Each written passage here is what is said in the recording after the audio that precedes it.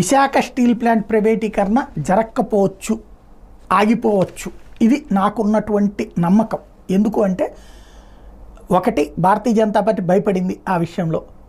ఇంకోటి విశాఖలో ప్రజలే బీజేపీ కూటమిని గెలిపించారు. రెండవది అక్కడ గాజువాక ప్రాంతంలో కూడా తెలుగుదేశం పార్టీ ఘన విజయం సాధించింది.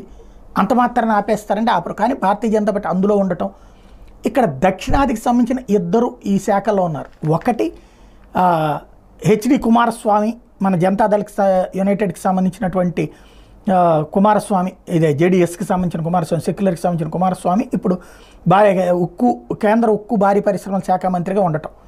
కాబట్టి ఆయన చంద్రబాబు గారికి సన్నిహితమే, ప్లస్ దక్షిణాది మనిషే కాబట్టి ఆయన ఆ పరిశ్రమని ఆపకుండా చూసుకుంటే, రెండో పక్కన మన భూపతిరాజు శ్రీనివాస్ వర్మ, ఆయన ఆ శాఖకి సహాయ మంత్రిగా ఉన్నారు. ఇద్దరు దక్షిణాది ఉన్నారు. అందులో ఇద్దరు పక్క పక్కన కర్ణాటక, ఆంధ్రప్రదేశ్కి సంబంధించిన వాళ్ళే ఉన్నారు. కాబట్టి